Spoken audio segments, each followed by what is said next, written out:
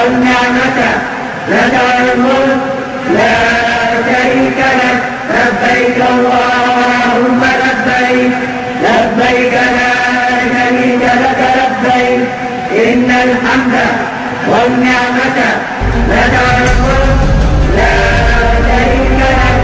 Musim haji di depan mata. Jamaah haji dari kloter awal asal Indonesia bahkan sudah berangkat dan tiba di Tanah Suci sejak pertengahan September lalu. Haji termasuk salah satu rukun Islam yang wajib dikerjakan oleh setiap muslim yang sudah baligh, berakal, dan mampu melakukan perjalanan ke Baitullah. Pada awal Islam datang, haji belum diwajibkan. Kala itu rukun Islam yang diwajibkan baru syahadat dan sholat. Kemudian baru diwajibkan puasa bulan Ramadan, dan kemudian setelahnya barulah diwajibkan haji. Begitu monumentalnya musim haji sehingga masyarakat Indonesia yang berkesempatan untuk berangkat sangat antusias dalam menghadapinya. Seperti jamaah haji asal Sampang, Madura ini, ribuan jamu kuat dari 18 koper besar jamaah haji disita petugas bea cukai embarkasi asrama haji Sukolilo, Jawa Timur. Jamu-jamu ini dibawa dan akan dijual di Arab Saudi. Barang-barang ini disita petugas panitia penyelenggara ibadah haji embarkasi Surabaya. Puluhan cobek, senjata tajam, wajan, dan puluhan botol sampo lebih dari 100 ml juga disita petugas bea cukai embarkasi Surabaya, Jawa Timur. Jemaah mengaku sengaja membawa barang-barang untuk kenyamanan dan memenuhi kebutuhan selama tinggal di Arab Saudi, karena mereka harus hidup selama sebulan. Makanan di Arab juga kadang tidak cocok dengan lidah orang Indonesia. Seperti kasus lain, petugas bea cukai di embarkasi Jakarta Bekasi mengamankan belasan alat penanak nasi listrik atau rice cooker dari tas jinjing jamaah haji kelompok terbang 3 asal Subang, Jawa Barat. Para jamaah calon haji mengaku tidak mengetahui adanya larangan membawa rice cooker dalam tas jinjing. Haji adalah ibadah yang sepatutnya disikapi dengan khusyuk dan ikhlas. Inilah salah satu ujian bagi jamaah bahwa hidup dan mati kita adalah untuk Allah Subhanahu wa Ta'ala. Walaupun di zaman yang serba canggih ini tidak mungkin keperluan jamaah akan dilalaikan oleh pemerintah Saudi. Para jamaah lebih disibukkan dengan gelar haji, bahkan semakin disibukkan lagi dengan belanja oleh-oleh, karena malu kalau pulang haji tidak membawa apa-apa, yang mana hal ini tidak masuk kepada kategori rukun dan syarat sah haji. Tetapi masalah ini seakan mengalahkan wajib dan rukun haji. Sungguh sangat ironi memang haji yang diwajibkan dilakukan 1 kali dalam seumur hidup tidak dilaksanakan dengan sebaik-baiknya, bahkan terkesan asal-asalan yang penting sudah berangkat ke Tanah Suci. Sehingga masih banyak di antara jamaah yang dalam pelaksanaan ibadah hajinya sangat jauh dari apa yang telah disampaikan dan dicontohkan oleh Rasulullah SAW melalui berbagai keterangan dan hadis-hadisnya yang sahih. Wallahu a'lam.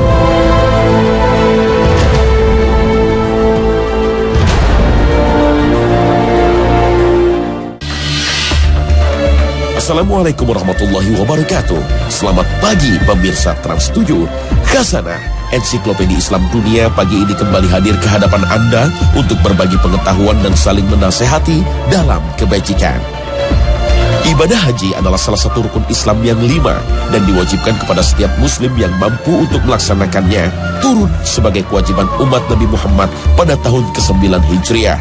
Allah Subhanahu wa Ta'ala berfirman dalam salah satu ayatnya, "Walillahi 'alan nasi hijjul baiti man istata'a ilaihi sabila wa man kafara fa inna Allaha ghaniyyun 'anil 'alamin."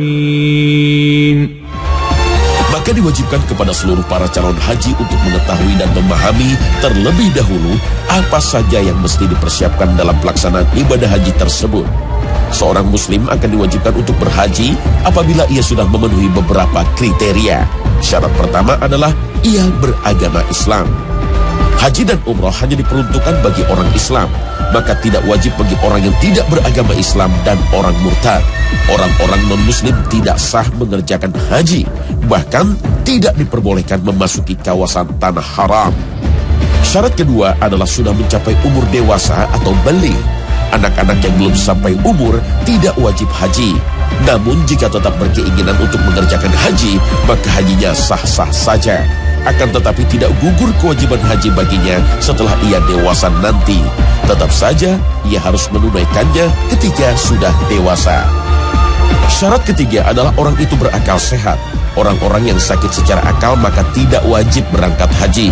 Kalau mereka melakukan haji, maka haji itu sah. Syarat berakal sehat ini sama dengan syarat baligh. Berdasarkan hadis yang diriwayatkan oleh Imam Ahmad, Abu Dawud dan Turmuzi dari sahabat Ali radhiyallahu anhu.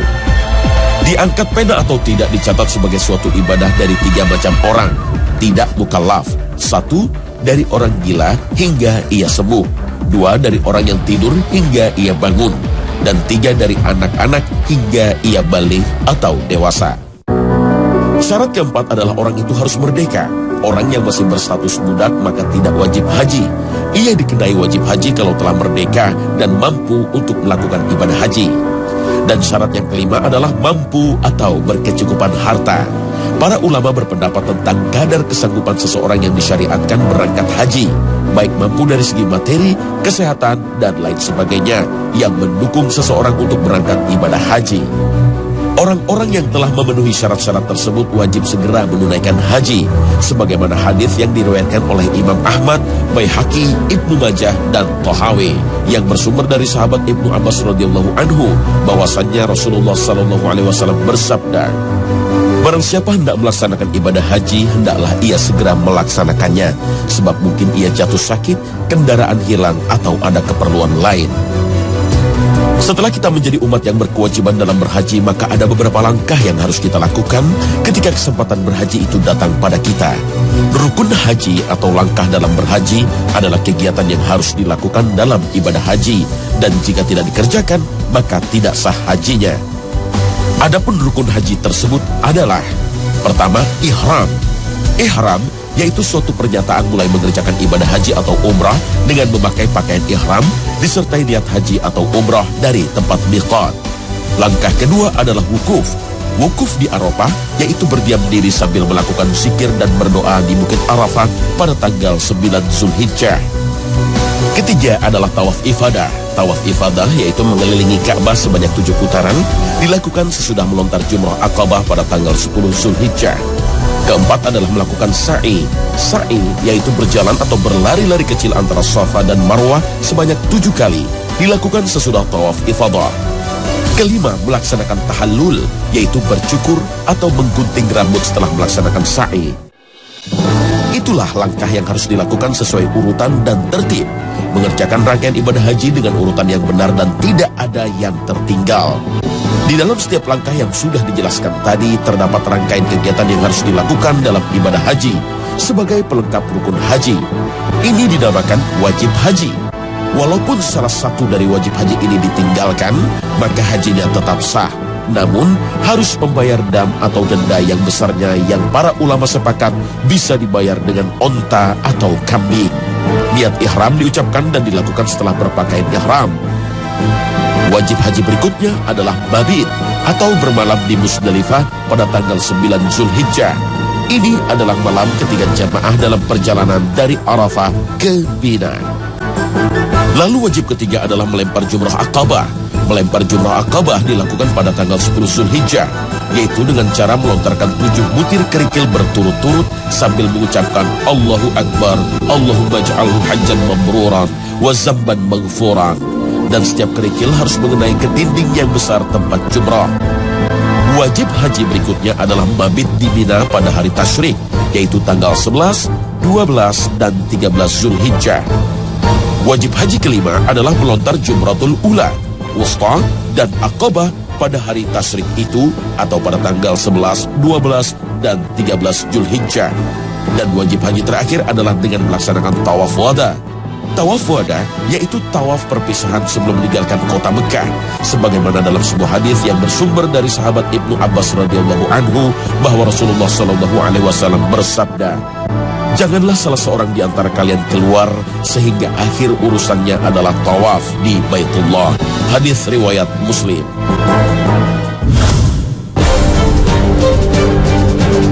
Indonesia Indonesia adalah salah satu negara yang mayoritas penduduknya Muslim. Bahkan menurut data, jumlah umat Muslim di Indonesia adalah yang terbesar di dunia. Maka tidak heran jika dalam setiap tahun, Indonesia selalu mendapatkan peringkat pertama dalam hal kuota jamaah haji di antara berbagai negara yang ada di dunia. Jamaah yang berasal dari Indonesia adalah jamaah yang mempunyai keunikan tersendiri. Dari mulai berangkat ke Tanah Suci Mekah, pelaksanaan ibadah haji, dan sampai pulang lagi ke tanah air. Mayoritas jamaah haji kita pada umumnya ketika akan berangkat melaksanakan ibadah haji, calon haji selalu mengadakan syukuran dengan mengadakan pengajian atau tausiah, dengan mengundang keluarga dan para tetangga sebagai bentuk syukur kepada Allah bahwa ia bisa dipanggil untuk berangkat menunaikan rukun Islam yang kelima. Sampai pada waktu keberangkatan pun dari dulu sampai sekarang tradisi ini tidak berubah. Ketika calon haji berangkat dari kampung halaman, banyak saudara-saudara bahkan para tetangga ikut mengantarkan dengan memakai bis sewaan menuju pemondokan haji. Walaupun biaya yang dikeluarkan tidak sedikit, asalkan ada kepuasan tersendiri karena banyak yang mengantar. Perlu diketahui bahwa untuk satu unit bis dengan jumlah kursi 40 orang saja, harganya bisa mencapai 3 juta rupiah. Salah satu yang menarik dari para jamaah haji Indonesia ketika telah selesai melaksanakan rangkaian ibadah haji adalah dengan melaksanakan program belanja yang sudah menjadi keharusan bagi para jamaah. Bahkan orang Saudi sampai memberikan gelar kepada para jamaah haji dari Indonesia dengan sebutan Raja Belanja. Biasanya para jamaah berbelanja di kota Jeddah dengan sebutan Jabal Balad. Jabal Balad ini sangat populer bagi jamaah haji Indonesia. Balad berada di kawasan jantung kota Jeddah. Kota ini juga mempunyai beberapa tempat bersejarah, di antaranya makam Siti Hawa, Masjid Qisas, dan masjid terapung di dekat Laut Merah. Pasar Balad sendiri merupakan pasar yang sangat luas, karakteristiknya seperti Tanah Abang di Jakarta. Barang-barang keperluan apa saja ada. Adapun barang-barang yang dibeli oleh para jamaah yang berasal dari Indonesia berupa souvenir. Emasnya dikabarkan sangat baik atau setara dengan emas Inggris, sehingga tidak sedikit orang yang tergiur untuk belanja emas dengan jumlah yang sangat besar. Hal unik lainnya dari jamaah haji Indonesia adalah ternyata ada juga yang berangkat ke Tanah Suci dengan mempunyai 2 niat sekaligus. Pertama untuk melaksanakan ibadah haji, dan yang kedua ada juga di antara mereka yang sambil berjualan. Adapun hal menarik lainnya adalah adanya gelar haji dan sertifikat haji. Perlu diingat di antara sejumlah negara yang mayoritas penduduknya Islam, dari mulai Jazirah Arab seperti Qatar, Uni Emirat Arab, Kuwait, Syria, Irak, Iran, dan lain sebagainya, bahkan Saudi Arabia sendiri tidak memakai gelar itu. Gelar ini hanya ada di Indonesia. Sebagaimana kita ketahui, di antara para sahabat Nabi tidak ada satupun yang memakai gelar haji, walaupun mereka berkali-kali melaksanakan ibadah haji. Berbagai keunikan di atas boleh saja dilakukan, sebatas tidak mengganggu aktivitas ibadah haji yang lebih utama. Wallahu a'lam. Ibadah haji dan umroh adalah salah satu rukun Islam dan salah satu ibadah yang memerlukan perbekalan yang tidak sedikit, dari mulai kesehatan sampai perbekalan harta yang cukup. Namun sangat disayangkan memang, karena masih banyak para jamaah haji yang belum menguasai betul tentang tata cara atau manasik dalam pelaksanaan ibadah haji. Sehingga tidak sedikit para jamaah yang sudah mengorbankan hartanya supaya bisa melaksanakan ibadah haji berakhir sia-sia. Sebagaimana sabda Rasulullah SAW, barang siapa yang melakukan perbuatan yang tidak ada pada urusan kami, mengadakan hal-hal yang baru, maka ia tertolak. Hadis Bukhari Muslim.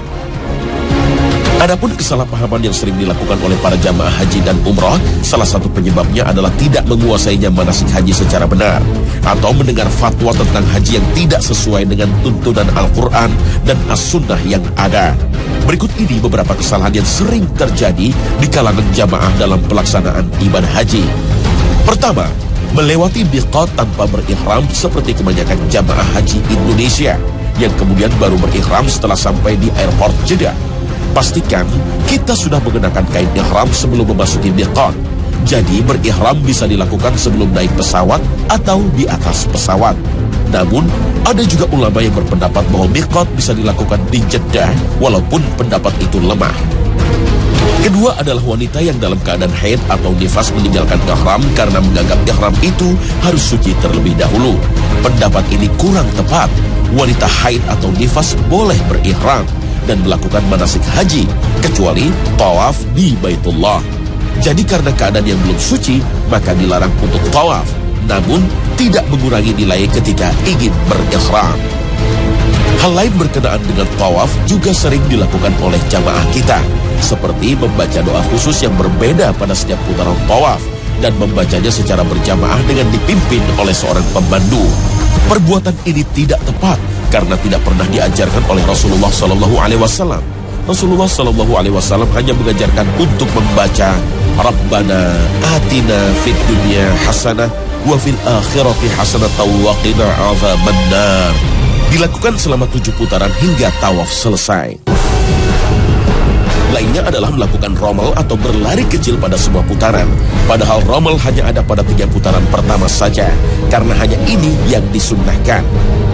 Lalu ada yang paling sering kita lakukan, yaitu upaya kita untuk mencium Hajar Aswad dengan berbagai cara. Menyakiti orang lain dengan saling dorong, bahkan dengan melakukan kata-kata cacian yang menyebabkan perkelahian untuk mencium Hajar Aswad adalah kesalahan. Mencium batu hitam Hajar Aswad bukanlah kewajiban, melainkan sunnah.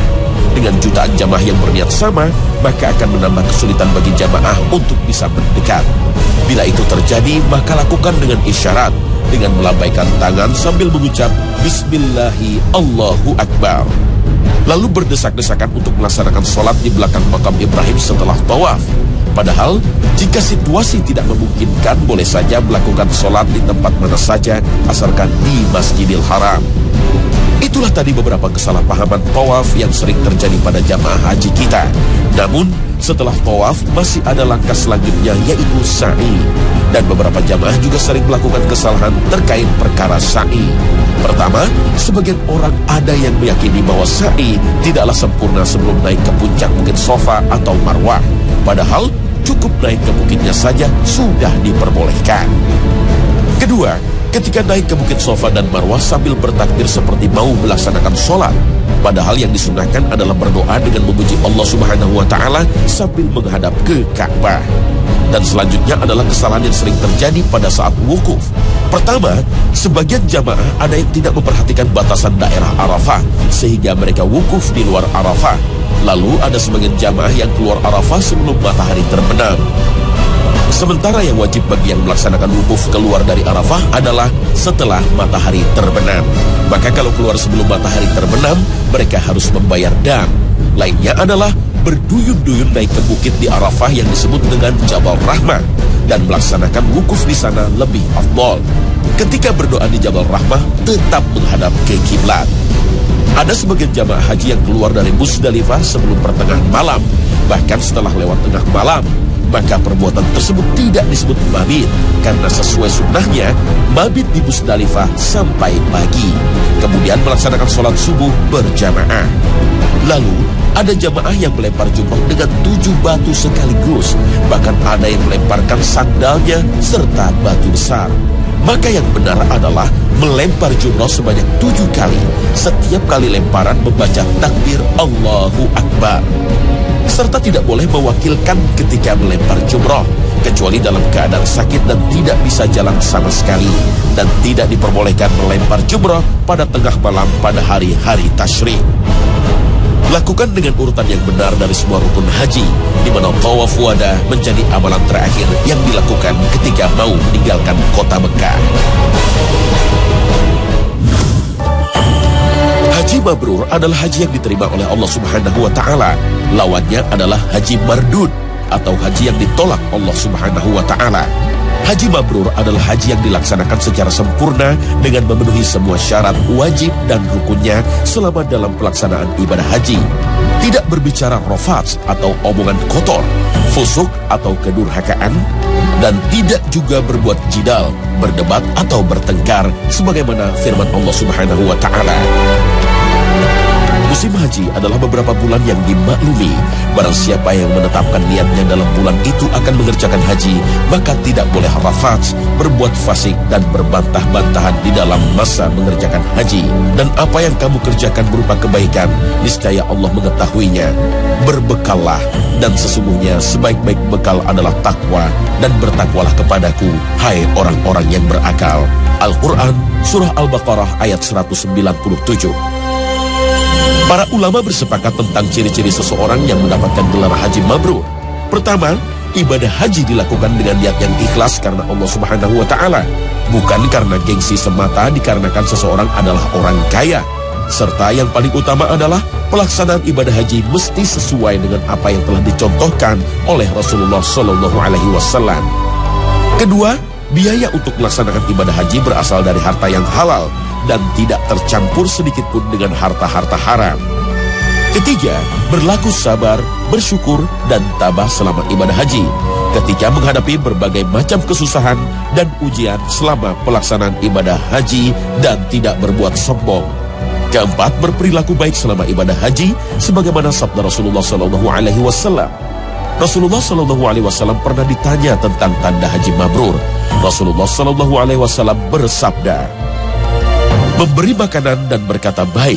Hadis riwayat Ahmad, Tabrani, Ibnu Khuzaimah, Al-Baihaqi, dan Al-Hakim. Dalam riwayat Ahmad dan Al-Baihaqi disebutkan memberi makan dan menyebarkan salam. Kelima, memelihara semua pahala yang telah ia usahakan selama haji. Ia akan memulai hidup baru setelah haji dan senantiasa beramal baik serta menambah ketakwaan kepada Allah Subhanahu wa Ta'ala. Perlu diketahui bahwa seseorang yang mendapatkan predikat haji mabrur tidak ada balasan kecuali surga Allah Subhanahu wa Ta'ala, sebagaimana sabda Rasulullah Sallallahu Alaihi Wasallam. Dan haji mabrur tidak ada balasan yang pantas baginya selain surga. Hadis riwayat Bukhari nomor 1773 dan Muslim nomor 1349.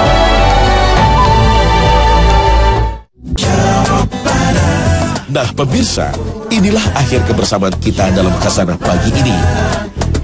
Mudah-mudahan dengan mengetahui permasalahan seputar pelaksanaan ibadah haji, para calon hujjaj mendapatkan predikat haji mabrur yang tidak ada balasannya kecuali mendapatkan jaminan surga.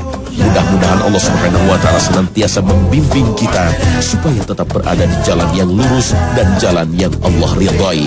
Terima kasih atas perhatian Anda dan wassalamualaikum warahmatullahi wabarakatuh. Ya Rabbana.